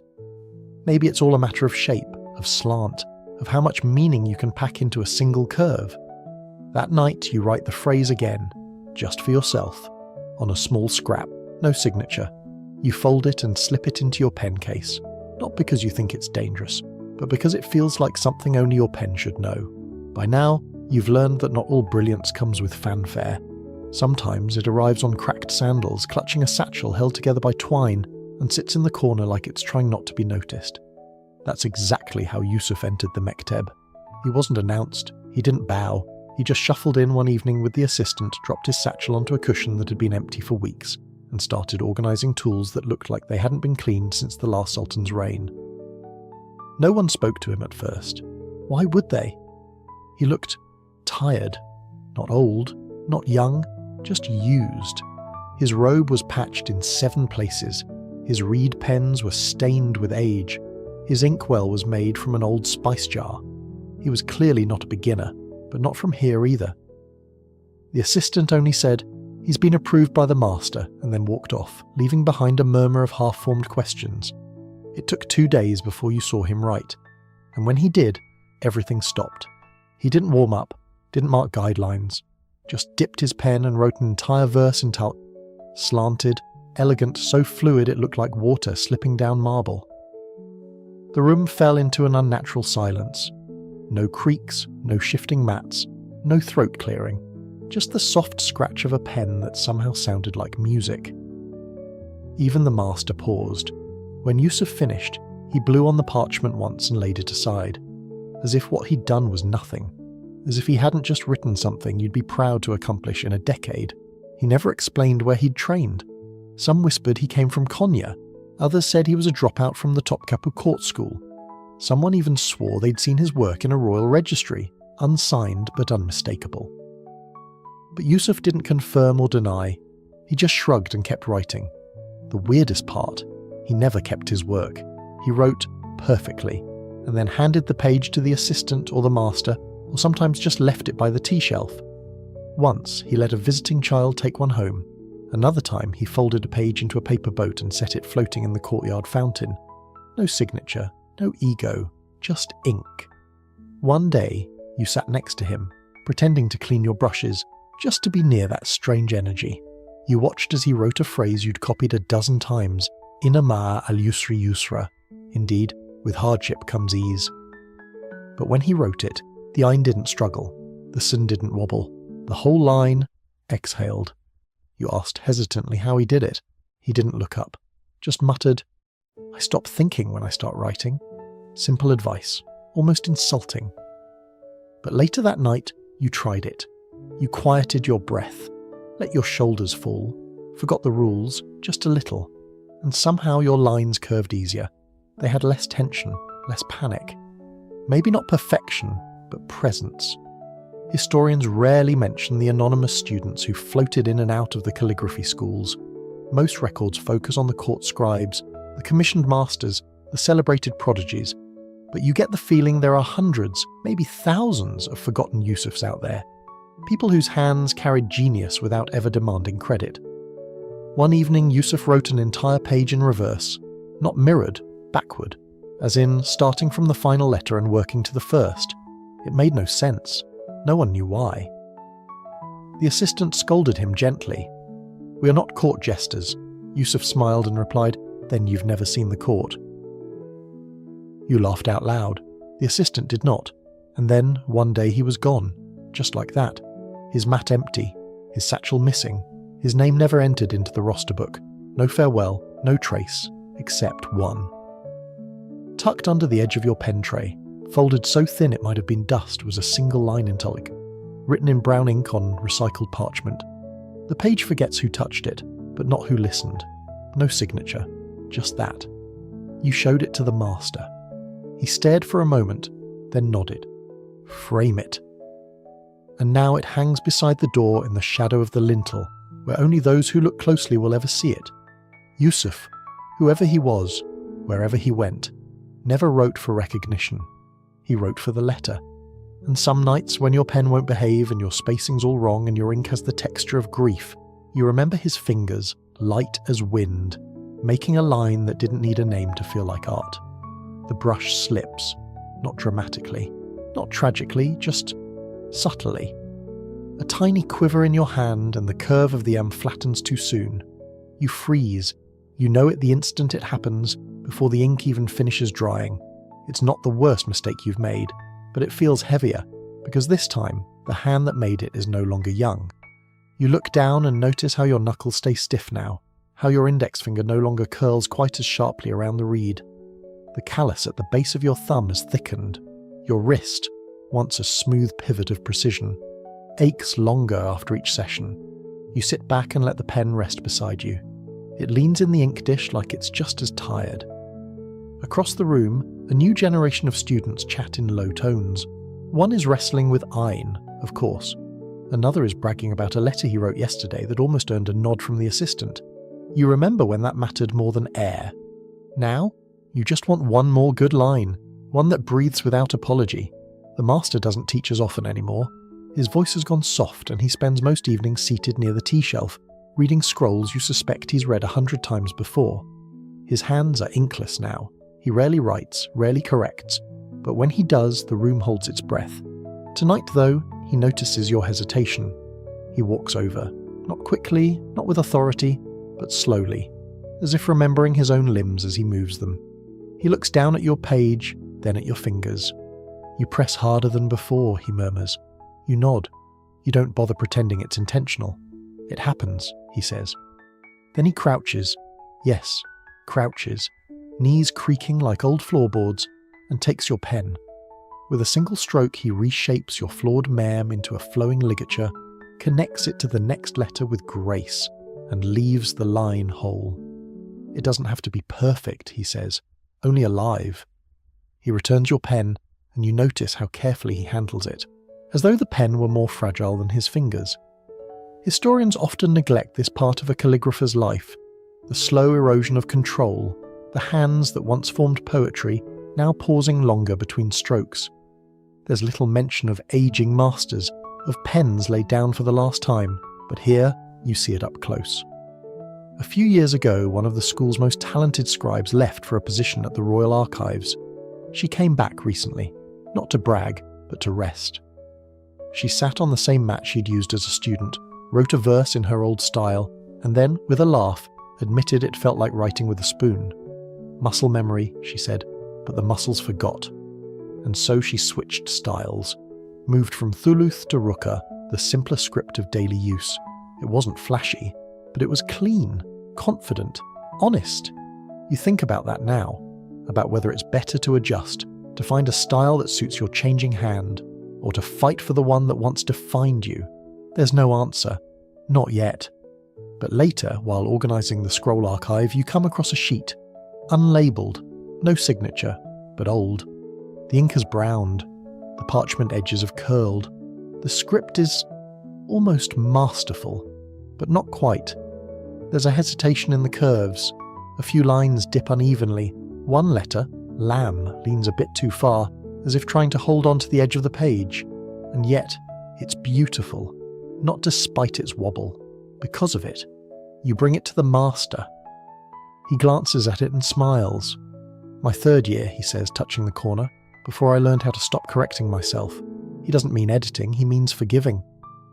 You nod, and he places the scroll gently back into the archive. You write that night with your old pen, slowly, deliberately, letting the wrist rest when it needs to, letting the ink pool just a little longer before lifting. Your letters are wider now, softer, but they still breathe. You begin a new page, not for display, not for a patron, not even for practice, just for yourself. The phrase, "Wa ma tawfiq illa billah." And my success is only through God. Each letter lands with quiet humility. And for the first time in weeks, the pain in your wrist fades into the background. Not gone, but quieter. Because something else has taken its place. Stillness. Grace. And the quiet knowledge that sometimes when the pen trembles, the soul steadies. You're in the archive now. Not just visiting, not just shelving tools, but in it, sorting through the fragile legacy of hands that came long before yours. The air smells like old paper, dried glue, and a faint trace of rose oil from the manuscript bindings. It's quiet. Too quiet. The kind of silence that feels populated, like the walls themselves are listening. The archive isn't grand. It's a low-ceilinged room tucked behind a sliding panel in the Mekteb's east wing. Most students pass it without noticing. You didn't even know it existed until the assistant handed you the brass key and said simply, "It's your turn." You enter cautiously. Scrolls are everywhere. Not stacked haphazardly. This is no attic. But not quite catalogued either. It's a living chaos. Bundles tied in red twine, velvet folders with handwritten labels, tall spines of bound mushafs resting like sleeping elders. Your job isn't to restore, just to clean, to organise, and maybe, if you're lucky, to read. The first scroll you unroll crackles softly. The ink has faded to a warm sepia, but the lines are strong. It's a page of supplications written in Thuluth, majestic, full of drama. But here's the strange part. Each phrase ends with a flourish that doesn't match the era. Stylized dots, diagonal lifts, a flick that belongs to a later generation. This was someone experimenting. Quietly, invisibly. You smile. You know the feeling. You roll the scroll and slip it into its cloth sleeve. The next piece is different. It's tiny. A full Quranic verse written in Gubar script. Dust script. So small you can barely see the letters without squinting. You hold it up to the window light. The letters shimmer like the idea of ink rather than ink itself. Legend says scribes once wrote full Qurans in Gubar to hide them during times of war. Others say it was just bravado. Look what I can do with the width of a mustard seed. Historians still debate how many of these micro-manuscripts were practical and how many were vanity projects, but it doesn't really matter. You hold the scroll, and it pulses with a kind of tiny defiance. You place it gently into a box lined with soft fabric. Next, a portfolio of practice sheets. One is signed simply Yusuf. You recognise the hand, loose, playful, free. He must have slipped this in before disappearing. You feel a small ache bloom in your chest. You linger over the page, finger tracing the margin. At the bottom corner, he's scribbled something in Ruka. I wonder if letters dream when we're not looking. You write it down. You keep going. A collection of royal decrees, a scribe's notebook filled with rejected bismillahs. One full page of nothing but the word saber, patience, written over and over again, each one slightly different. You begin to understand that this room isn't just a storage space. It's a mausoleum, a memory palace, a gallery of ghosts who chose ink over glory. And each scroll you touch has weight, not because it's perfect, but because someone once sat where you sit, heart pounding, wrist sore, hoping that what they wrote might matter. You reach the bottom of a chest and find a manuscript wrapped in plain linen. No name, no ornament, just words. When you unroll it, your breath catches. It's a letter, written not to a patron or a sultan, but to a future student. To the one who reads this after I'm gone, it begins. The hand is steady, measured, wise. It speaks of struggle, of long nights, failed curves, blotted prayers, but also of joy, of flow, of the moment when the pen vanishes and only meaning remains. The final line reads, "If you are tired, rest, but never forget, your letters are part of someone else's beginning." You sit with that for a long time. Eventually you roll it carefully, place it in a scroll case and label it, anonymous, possibly intended for you. Before you leave, you sweep the floor, dust the edges, straighten the scrolls, and then, on a whim, you take one of your own pages, just a practice sheet, one you were going to discard, and slip it into the back of a nearly full ledger. No name, no date, just your hand, quietly shelved among hundreds of others. You don't do it for pride, you do it because now you understand. The script outlives the scribe, and long after your ink has faded, your curve of ein, your uncertain sin, your most desperate lamaleaf, they might still be whispering something to someone you'll never meet. Outside, the wind has died down. The city is soft with dusk. You close the archive door gently behind you as if not to wake anyone. The last evening arrives like a feather settling onto glass. You don't even notice it at first. The master doesn't make an announcement. There's no final bell, no dramatic unveiling of diplomas, no ceremonial pen dunk into gold leaf. It simply is.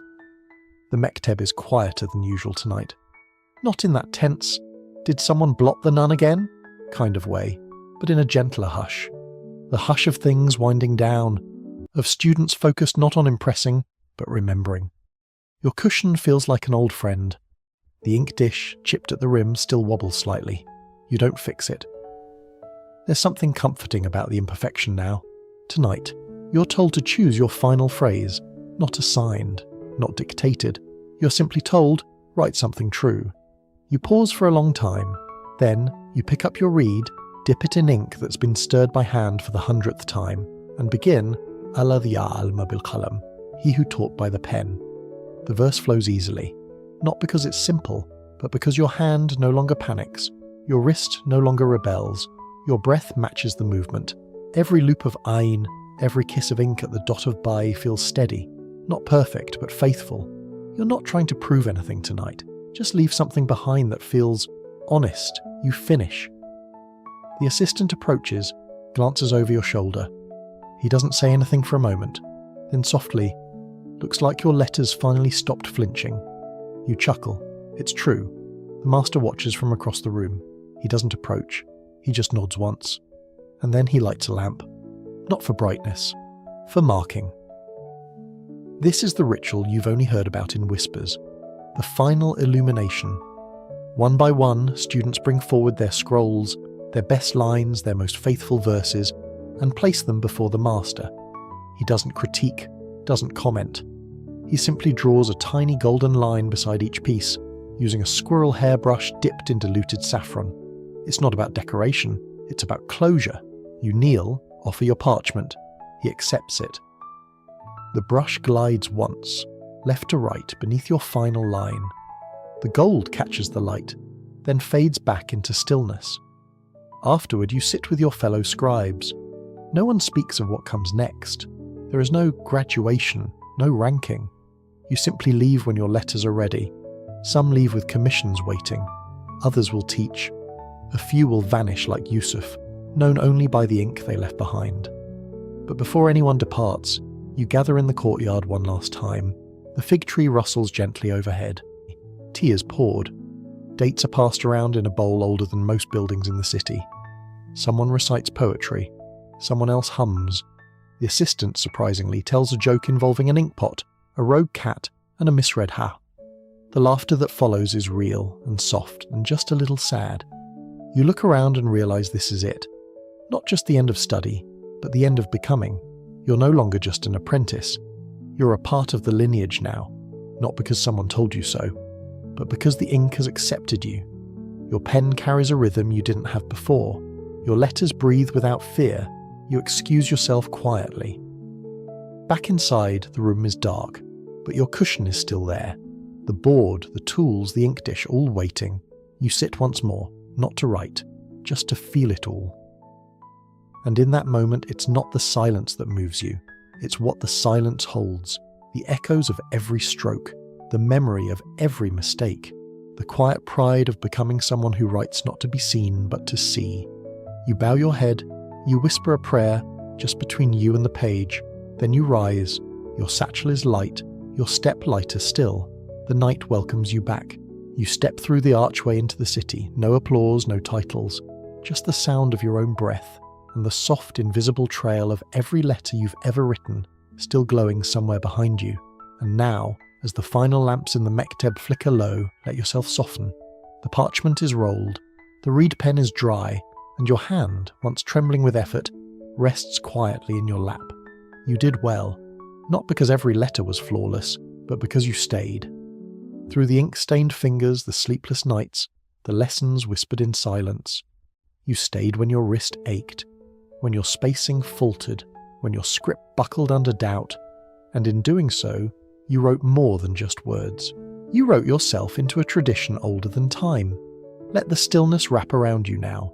Let the flickering gold on the edge of your final scroll catch the last of the lamplight and remind you, not all beauty is loud. Some arrives in the hush, in the patience, in the gentle curve of a letter drawn by tired hands and a quiet heart. You're not alone in the dark. The page remembers you. And somewhere, in the whisper of an old vellum sheet being unrolled, your letters breathe again. Close your eyes. Imagine the slow rhythm of a reed pen on parchment, the scent of old ink and warm tea, the hush of a courtyard where the only sound is prayer, shaped by curves and dots and pauses. You're safe here. Your work is done. Let it drift. Let it fade. Let it rest. Sleep now, scribe. Your lines will hold. Your lines will hold. Your lines will hold. Your lines will hold. Your lines will hold. Your lines will hold. Your lines will hold. Your lines will hold. Your lines will hold. Your lines will hold. Your lines will hold.